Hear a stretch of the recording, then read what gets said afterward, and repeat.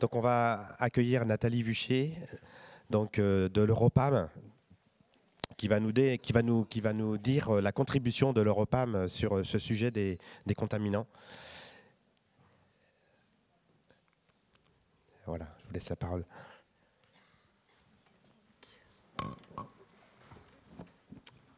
Voilà, bonjour à tous. Donc, oui, je vais reparler encore des alcaloïdes. Le grand sujet du jour. Tout d'abord, donc voilà, je vais vous présenter donc très rapidement l'Europam pour ceux qui ne connaisseraient pas. Donc, c'est l'association de producteurs de plantes, donc des collecteurs et des cultivateurs d'Europe, qui a été fondée en décembre 1994. Donc les membres de l'Europam, rapidement, voilà, Autriche, Bulgarie, France, Allemagne, etc., vous lisez. Et il y a également des membres observateurs et dont l'ITEPMAI. Donc, je ne pense pas que je vais insister très longuement sur les AP. Je vais plutôt parler de ce que l'Europam a fait depuis 18 mois. Il faut savoir que, effectivement, il y a près de 2 ans, l'Europam a décidé de mettre un certain nombre de ses fonds à disposition pour travailler sur les AP, et notamment en vue de la réglementation qui allait rentrer en force en juillet 2022. Et donc, le but au départ, c'était d'avoir un lien avec la Commission européenne, de savoir un petit peu ce qui allait se passer, de pouvoir un petit peu discuter avec eux. Et puis, en fait, on est allé un petit peu plus loin. Donc voilà, la réglementation, on en a parlé, je ne vais pas insister. Denis aussi vous a montré donc, la limite maximum pour les plantes, en fonction aussi de leur utilisation, puisque ça aussi, Emmanuel Boson vous l'a dit, en fonction parfois de l'utilisation, évidemment, on n'a pas les mêmes limites, ce qui peut poser un problème. Donc voilà, au départ, c'était renforcement des échanges avec la Commission européenne. Donc, suivre de près la position, et puis surtout en se rendant compte de manière croissante que potentiellement, il pouvait y avoir des problèmes avec l'application de cette réglementation. D'une part, et je vais le développer un tout petit peu après, parce qu'elle s'était faite sur la base du principe de précaution, qui d'ailleurs est très clairement indiqué, une analyse de risque avec un certain nombre de lacunes. Bon, on l'a vu pour l'origan, on va en reparler, c'est-à-dire que certaines normes étaient basées non pas sur l'analyse de risque, mais bel et bien sur des questions commerciales. Alors évidemment, c'est aussi normalement un principe, le principe du as low as reasonable achievable, c'est-à-dire le plus bas possible, raisonnablement. Ce qui a profité à certaines plantes, mais pas d'autres, puisqu'il n'y avait pas les données suffisantes pour appliquer ce principe au niveau européen. Et donc, une fois qu'on a eu vraiment fait un état des lieux, on va dire assez large, on a décidé de commencer des négociations de nouveau avec la Commission européenne et voir ce qu'on pouvait faire. Également au niveau de l'Europam, on a beaucoup échangé ces derniers 18 mois avec d'autres organisations professionnelles, dont l'Association européenne des épices, qui, au travers notamment de l'origan et du cumin, a beaucoup de difficultés avec les AP. Mais aussi avec des organisations, qu'elles soient européennes, je ne vais pas toutes les citer, ou françaises, et puis les entreprises privées du secteur.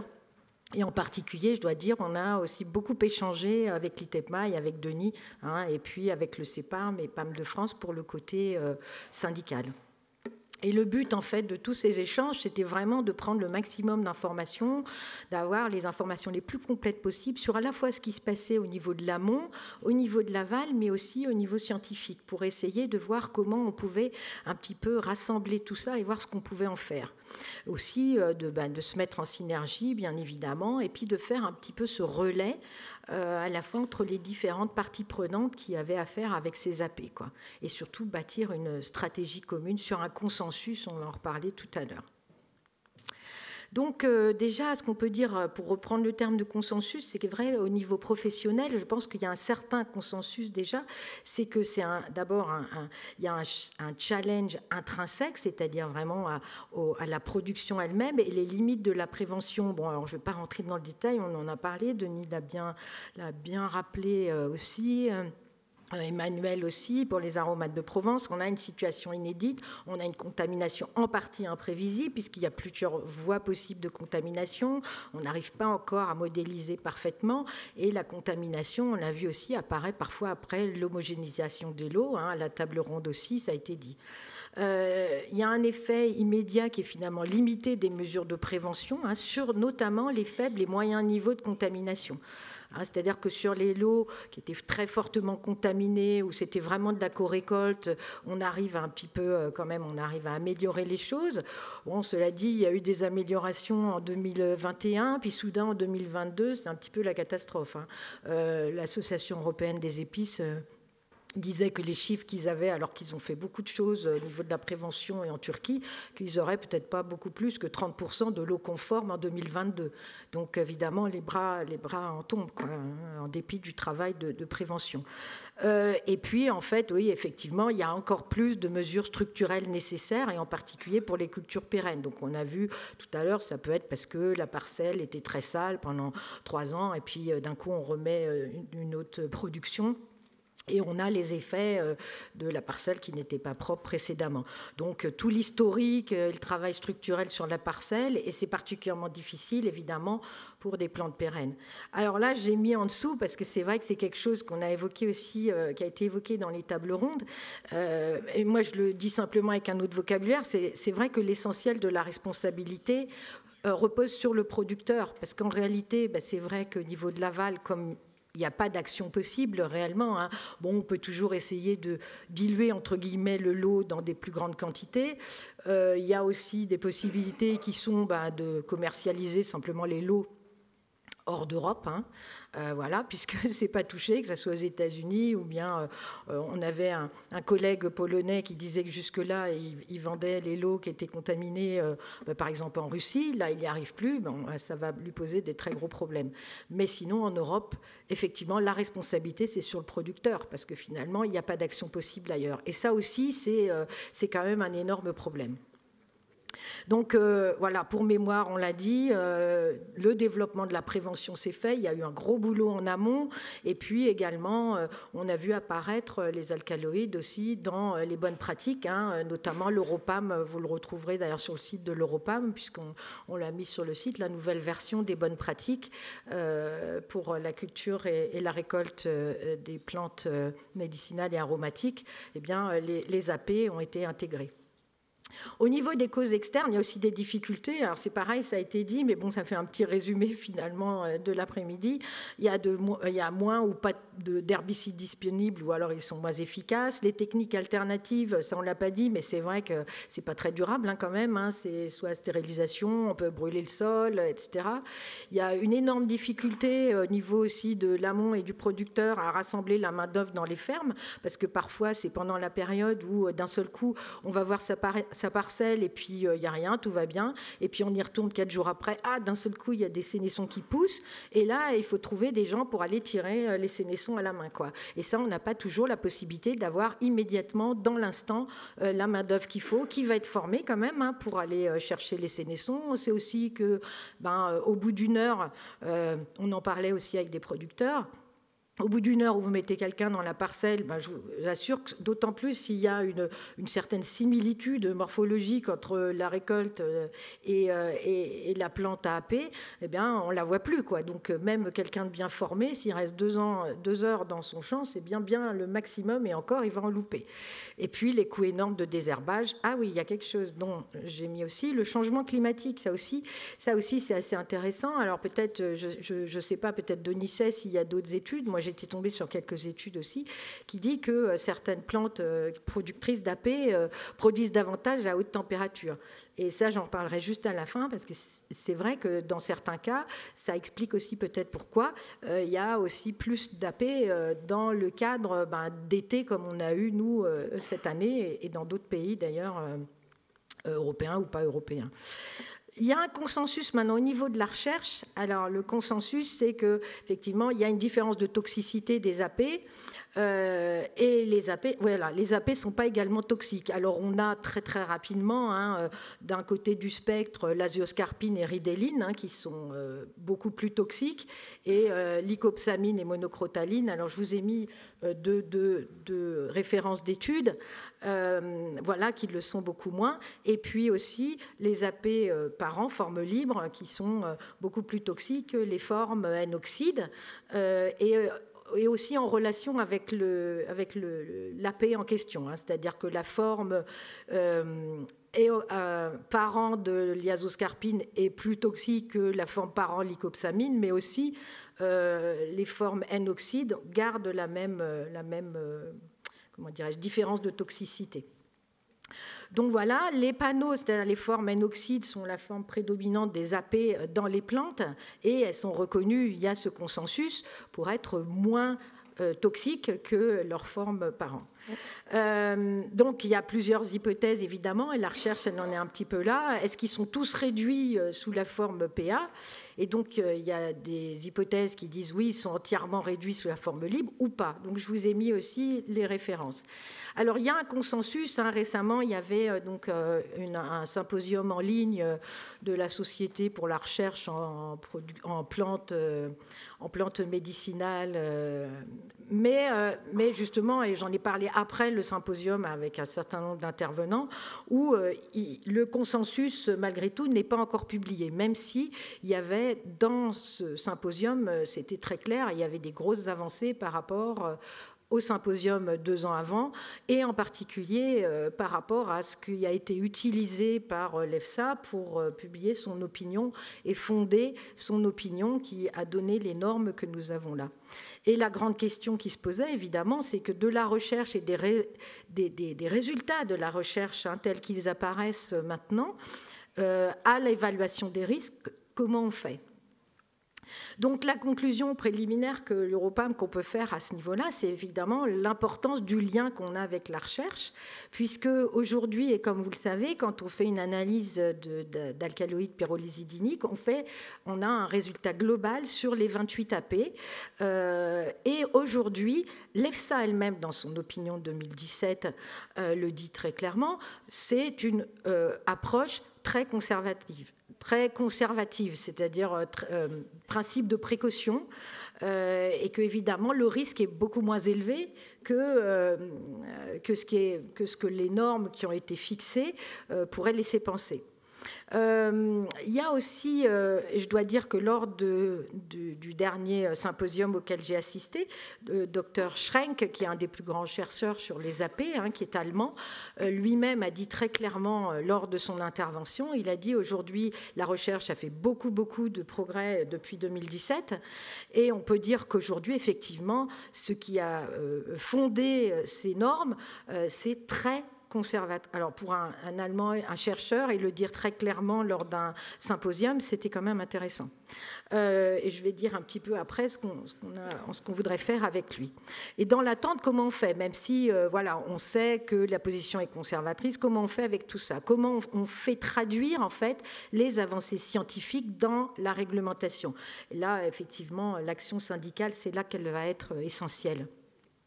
Et enfin, oui, ce que je dis aussi, c'est comment on quantifie, comment on va traduire en fait la différence de toxicité des AP en ce qu'ils appellent potency factors. C'est une des pistes, c'est-à-dire qu'on va mettre un facteur de dangerosité à chacun des AP et des formes sous lesquelles ils se trouvent en fonction de leur toxicité. Donc, au niveau des actions concrètes de l'Europam, donc on a effectivement déployé la prévention parce que c'est important aussi de montrer qu'on a mis beaucoup et comme tout le monde d'ailleurs, je pense, au niveau de l'amont, hein, mis beaucoup de prévention et des outils adaptés à disposition des producteurs. Hein. On a entendu là plein d'exemples.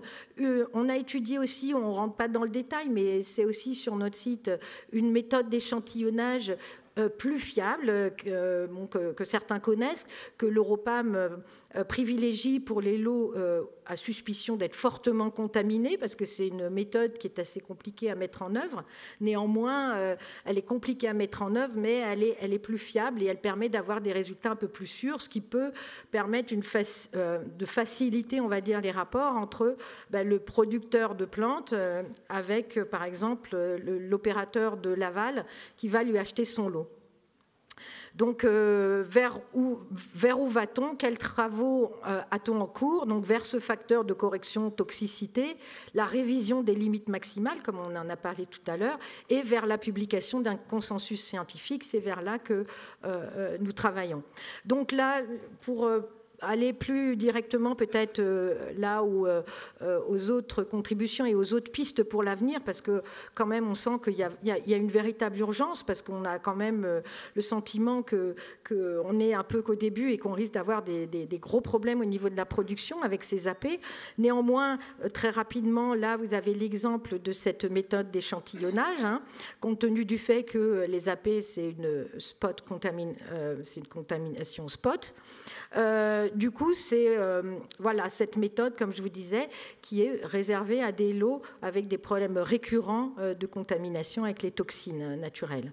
Donc voilà, c'est-à-dire plus de nombre d'échantillons, mais il peut y avoir d'autres techniques aussi, un nombre d'échantillons supplémentaires en fonction de la quantité du lot, mais aussi la forme d'échantillons en fonction du type de matériel. C'est-à-dire que si c'est des graines, si c'est des gros morceaux, à ce moment-là, on va les couper, les réduire de façon à limiter un petit peu les incertitudes. Voilà, de façon à ce que ça soit plus fiable, encore une fois. Voilà. Donc là, il y a tout le schéma, mais peut-être vous aurez les présentations. Donc voilà. Et puis ensuite, au niveau de la Commission européenne proprement dite, puisqu'on en est venu là au mois d'avril, donc on a fait une présentation à la Commission européenne, au groupe contaminant, en faisant un certain nombre de demandes et aussi en résumant un petit peu la situation face aux AP.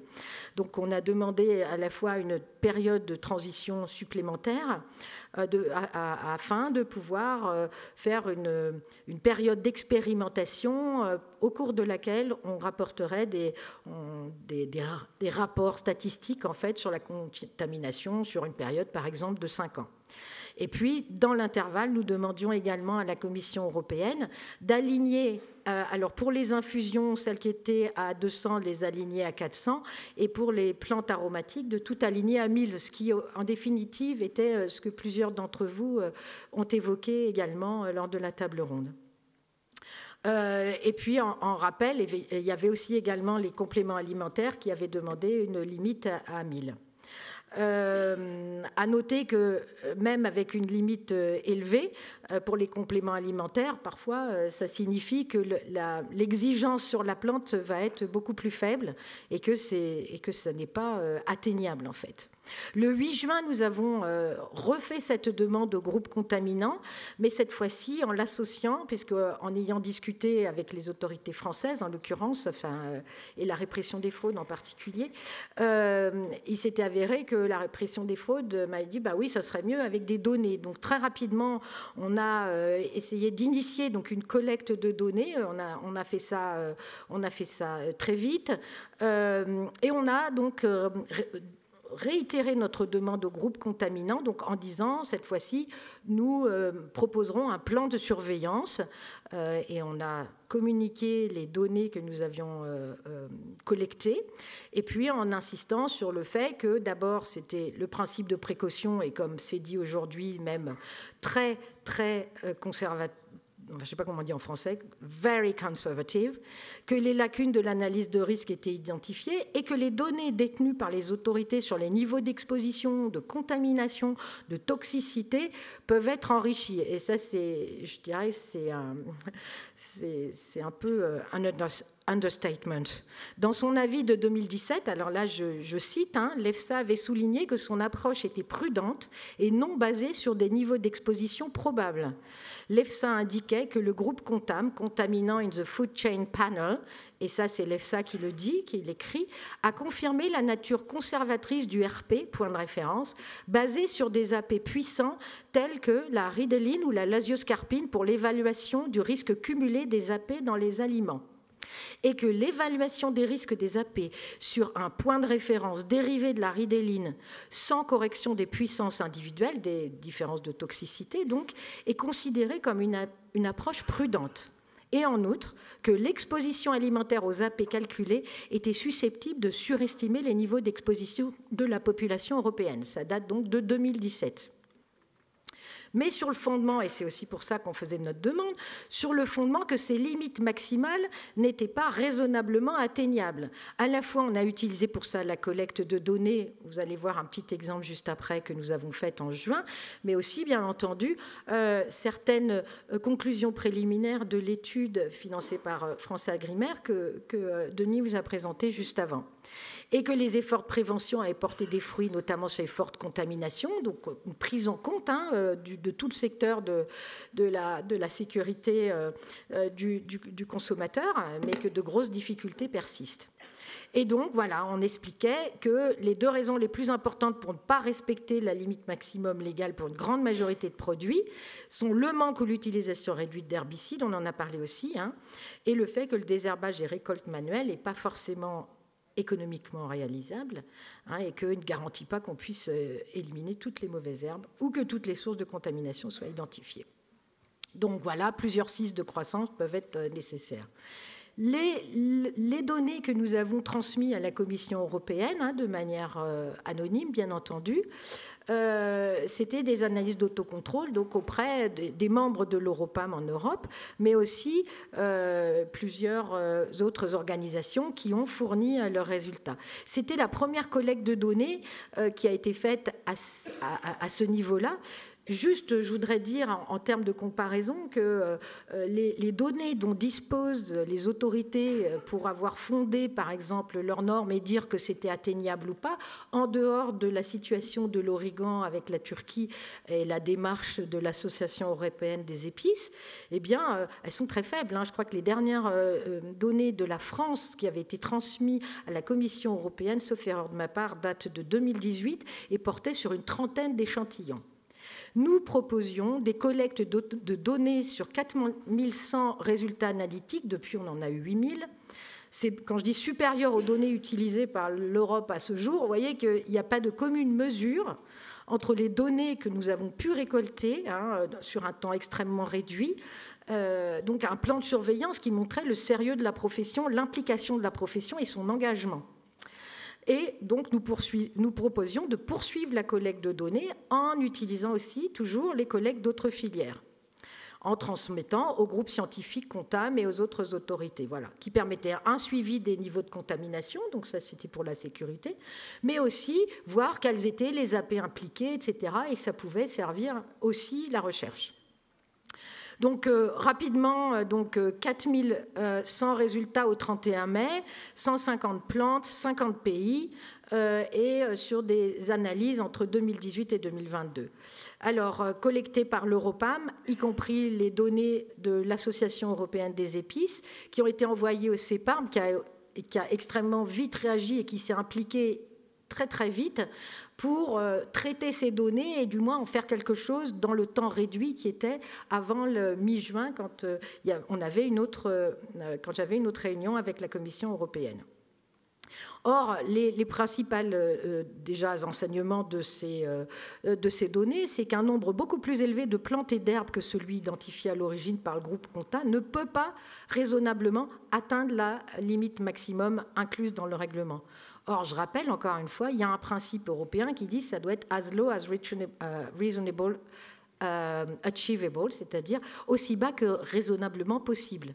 Or, on voit d'après les résultats, et en particulier pour l'estragon, l'origan, le cumin et d'autres, que l'application des limites légales du règlement est vraiment susceptible d'entraîner des limites, une grande limitation de la production et même voire la disparition.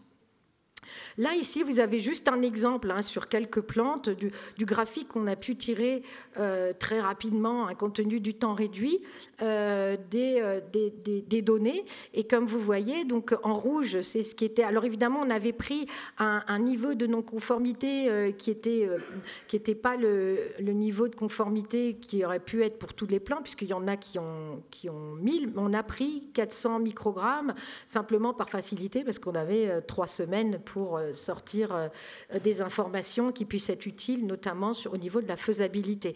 Mais vous voyez que même avec ça, on a plus que 10% de non-conformité, ou même plus que 5% ou 10% pour un certain nombre de plantes, ne serait-ce que pour les plantes qui sont décrites là. Pour la collecte de données futures, alors ça c'est un autre enjeu majeur, c'est que il est prévu de faire une collecte de données qui soit élargie et améliorée, sur laquelle on est en train de travailler. Alors on communique beaucoup effectivement avec l'ITEPMAI, mais avec le CEPARM qui serait vraiment la cheville ouvrière pour l'organisation. Ça va coûter plus d'argent parce qu'on va la faire différemment, c'est-à-dire que cette fois-ci, il s'agirait non pas d'avoir juste les résultats des 28 AP, mais de demander le dépôt des certificats d'analyse complets.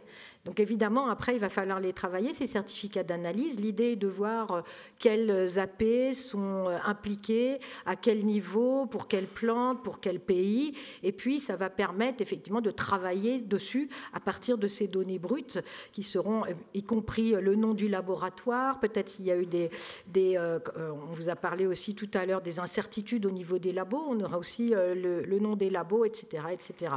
Aussi apporter des arguments peut-être et des informations sur les réelles occurrences en fonction des plantes, et puis apporter des données en temps réel sur les contaminations et la faisabilité des limites maximales telles qu'elles nous sont imposées aujourd'hui. Donc en pratique, comment cette collecte de données va s'organiser? Donc orchestrée par l'Europam avec la participation donc, des membres d'Europam, de l'Association européenne des épices qui a déjà donné son accord compte tenu de ce qu'on avait pu faire précédemment, Food Supplements Europe et d'autres organisations et compléments alimentaires, etc. Envoi, comme je vous disais, des certificats complets, anonymisation, saisie, production des synthèses par le CEPARM, l'ITEPMAI en appui, parce que c'est vrai que je dois dire que Denis en particulier est toujours disponible quand on l'appelle ou quand j'ai pu l'appeler, même il y a 1 an ou 1 an et demi, toujours, donc sur le conseil scientifique, et puis l'Europam pour l'analyse des résultats et les suites à donner. Donc, je vous ai dit, identifier les AP et attendu stade 2, apporter des données à la recherche, parce que j'avais aussi échangé pas mal avec des chercheurs et voir comment, et ça c'est en cours aussi, comment les données qu'on donnait pouvaient donner plus de poids en fait aux résultats de leur recherche. L'aide à l'action syndicale, ça c'est l'autre bras, je dirais, de ce qu'on doit faire, parce que c'est vrai, et ça a été aussi évoqué tout à l'heure, la Commission européenne, on peut présenter des choses qui tiennent debout. Bon, là, on va faire des nouvelles choses, là, et c'est en cours avec eux. Néanmoins, la Commission européenne n'a aucune raison de bouger si les États membres, c'est-à-dire les représentants des États membres qui sont présents au groupe de travail ou aux réunions plénières de ces groupes, par exemple le groupe contaminant, eh bien, si les États membres ne disent pas à un moment « oui, nous, on est d'accord pour revoir un petit peu comment on applique cette réglementation, etc. » Là, on ne parle pas de l'évaluation, on parle bien de la logistique, de la mise en œuvre, de se dire « oui, on pense qu'on peut effectivement monter à 1000, là, il montre vraiment qu'il travaille, on va avoir plein d'informations, c'est sérieux, le consommateur est protégé, etc. » Eh bien, si les États membres ne se positionnent pas, la Commission européenne ne bouge pas. On peut bien se coucher par terre, s'enchaîner sur des rails, montrer tout ce qu'on veut. Alors certes, il n'y a pas d'études épidémiologiques, il manque beaucoup en matière de toxicologie, la cinétique, enfin, je veux dire, les lacunes sont criantes. Néanmoins, ils ne bougeront pas. Donc, l'action syndicale, elle est essentielle. D'où la note de position qu'on est en train de peaufiner avec, alors notamment le travail là en France et avec les organisations françaises. Et ensuite, elle sera traduite, envoyée aux membres de l'Europam, de façon à ce qu'il suffirait que 4-5 États membres importants comme la France fassent remonter, en fait, et disent à la Commission européenne, nous, on veut que la question soit reposée parce qu'il y a trop de lacunes. Votre position qui est conservatrice et qui est sur principe de précaution ne peut pas durer 15 ans pendant que la profession s'écroule, qu'on n'a plus de compléments alimentaires, qu'on n'a plus de plantes. Or, on sait tous que c'est facteur aussi de bien-être des populations, que les aromates, c'est aussi pour les gens qui cuisinent. Et on sait aussi que quand on compare par rapport aux pays qui utilisent que des produits ultra transformés, c'est aussi un des facteurs de bien-être et de bonne santé, notamment en France et en Italie. Je parle à mon collègue italien. Donc voilà, ces échanges et ces transmissions d'informations au niveau des États membres, elle est essentielle. Et l'Europam, justement, se fait aussi cette espèce de plateforme en fait, d'échange. Voilà. Donc ce lobbying partagé par la globalité du secteur, où on fait un lobbying, je dirais, politique, syndical, au niveau des pays, et puis un lobbying, j'aime pas beaucoup ce nom-là parce qu'il est connoté aussi parfois très très négativement à Bruxelles. Alors donc je fais un lobbying auprès de la Commission européenne, mais je préfère dire je fais de la transmission d'informations et de l'échange d'informations, et voilà, c'est plus ça, quoi, je considère, voilà. Donc pour le futur, on a toujours notre prévention, c'est important de toujours mettre ça en avant, la protection du consommateur, on le traduit dans nos travaux et notamment dans la collecte de données. Moi j'ai beaucoup insisté quand j'ai fait mes présentations en disant que oui, tout le monde était bien conscient, même en l'absence de données toxicologiques, etc., nous aussi, on l'applique, le principe de précaution, quelles que soient les difficultés, mais qu'à côté de ça, on ne peut pas rester dans cet état-là. Effectivement, par exemple, l'origan, c'est une décision 1000, c'est commercial, c'est parce qu'ils sont allés en disant non, il n'y aura plus d'origan sur les étagères, bientôt il n'y aura plus d'estragon. On a une entreprise phare de la production de plantes françaises comme l'estragon, la ciboulette, le persil, enfin je veux parler de Darégal qui va aussi, et qu'un fleuron à l'étranger, enfin je veux dire quand on se promène à l'étranger, donc c'est pas possible.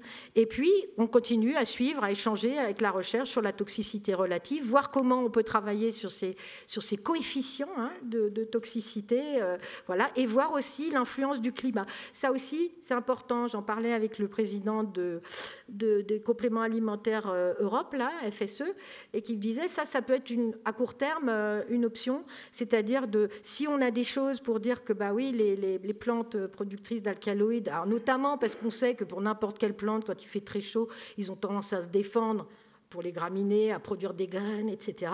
Et peut-être qu'on peut dire attendez, redonnez-nous un an parce que là c'est compliqué en période de réchauffement climatique. Et comme ils sont plutôt à l'écoute quand on parle de changement climatique, ça peut être une piste aussi dans la mesure où on a un peu de littérature pour le soutenir. Voilà. Donc voilà à peu près ce que je voulais vous dire sur les AP. Eh bien, merci beaucoup Nathalie, c'était vraiment très complet. Et on mesure mieux l'action d'Europam maintenant. Je propose de passer les micros dans la salle pour les questions. Léon, sur ma droite. Je trouve la démarche de voir la toxicité relative de différents alcaloïdes est très intéressante. Est-ce que quelqu'un mesure le risque de finalement de dire, oui, finalement, il y a 2 ou 3 alcaloïdes qui sont extrêmement toxiques, beaucoup plus que les autres. Chiche, on va fixer des normes encore plus sévères et on n'aura rien gagné, voire une situation pire qu'avant. Est-ce qu'on mesure ce risque-là ou pas ? Alors je crois que c'est pour Denis que pour Nathalie d'ailleurs. Je ne sais plus qui l'a dit tout à l'heure, mais de toute manière, il y a un risque. De toute manière, le risque, il est patent parce que là, ce qu'ils ont dit, c'est que les normes qu'ils ont mises actuellement, on le voit dans ce que Denis a présenté, c'est vraiment élevé pour eux. Parce que moi, c'est ça qu'on m'a répondu. On m'a dit, non mais attendez, déjà on est gentil, on vous met 400 quoi. Donc il ne faut pas croire, si on ne fait rien, ce ne sera pas 400. Ça sera 200 ou ça sera 100 ou ça sera... voilà. Donc on n'a pas... Là, il faut agir de toute manière. Et là, les discussions que j'ai eues récemment avec la Commission européenne, là, il y a 3 semaines, c'est qu'ils ont dit, bon, avec tout ça, avec ce que vous apportez, peut-être qu'on pourrait obtenir ça j'ai oublié de le dire, on pourrait obtenir une modification de l'opinion de l'EFSA. Ça veut dire quoi? Ça veut dire, mais il me dit, ouais, mais si on le demande là et qu'on n'est pas assez solide, après, on va être obligé d'attendre peut-être 3 ans parce qu'il faut du temps pour reconsidérer une opinion. Donc, le but, là, ce qu'on est en train de faire actuellement, c'est amasser le maximum d'informations. Moi, je rentre de nouveau en contact avec le docteur Schrenk, qui a fait le plus d'études sur les AP, notamment récemment, pour voir si, selon lui, on a suffisamment pour avoir une publication déjà d'un consensus scientifique, et que grâce à ça, avec notre collecte de données, est-ce qu'elle pourrait être insérée dans les données de l'EFSA qui pourraient servir à modifier. On a plusieurs pistes, mais c'est-à-dire qu'il faut vraiment, et ça, c'en est une qu'on ne peut pas négliger malgré tout, c'est-à-dire qu'il peut nous permettre quand même d'améliorer les choses plutôt que de mettre un chiffre global pour tous les AP quand il y a, par exemple, ni l'azioscarpine ni Ritalin. Je ne sais pas, Denis, ce que tu as à dire là-dessus, si tu as une opinion. Juste pour l'analyse de mémoire sur les 28 qu'il y a dans la méthode, il y en a au moins la moitié, voire les 2/3 qui sont de type... Oui, inoxyde. Non, c'est moitié-moitié, c'est inoxyde et pas inoxyde. Non, ce que je veux dire, c'est qu'il y en a entre la moitié et les 2/3 qui sont des diesters cycliques, donc la catégorie la plus toxique. Puisque d'après les études de Schrenk et puis d'autres, il y a un facteur 100 à peu près entre les plus toxiques. Donc les diesters cycliques et les moins toxiques, qui sont des monoesters. Donc, oui, effectivement, on dose que les plus toxiques, mais on a les 5 du Senson, inoxyde et pas inoxyde, ça fait déjà 10. Celui de la crotalaire, la monocrotaline, qui en fait partie. 2 ou 3 des vipérines, la europine, l'héliotropine. On doit être aux 2/3 qui sont dans la catégorie des plus toxiques. Mais il parle d'en rajouter, cela dit. Donc, oui.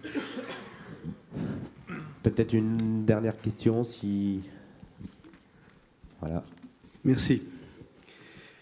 Mais d'une façon générale, le zèle qui est porté pour la recherche, dans le souci bien sûr de santé publique, le zèle qui est quand même patent dans ce sujet, on imagine ce que ça va être dans les années qui arrivent concernant tous les autres produits.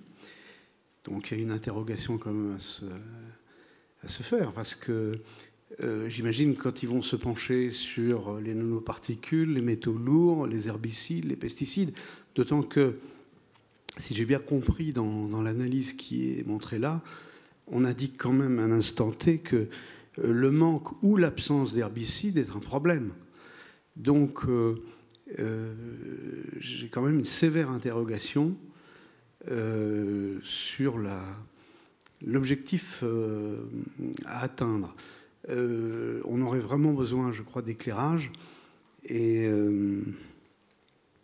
je suis un petit peu inquiet, parce que ça présuppose que, comme vous l'avez dit justement tout à l'heure,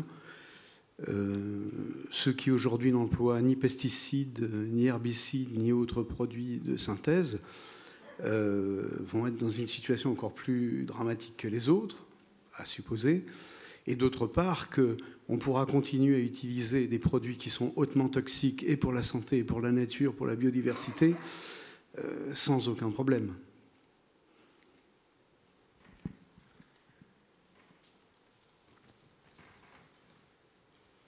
Merci. Donc, je vois encore une main levée. Oui, je me faisais une réflexion, en fait. Le complément alimentaire, on est tous d'accord, hein, on a une image de bien-être, on veut le mieux pour tout le monde, donc on ne peut pas se permettre d'avoir un scandale sanitaire sur nos produits. Voilà. On est encore moins excusable. C'est vraiment la mort du secteur, un scandale sanitaire là-dessus, sur les produits. Voilà, c'est pas entendable par rapport à ce qu'on vend à côté. Voilà. Donc, et on a vu que les gens sont très réceptifs, puisque c'est un réflexe de remède de grand-mère. Pendant le Covid, on a vu que tout le monde s'est retourné vers les plantes pour essayer de trouver une solution. Voilà.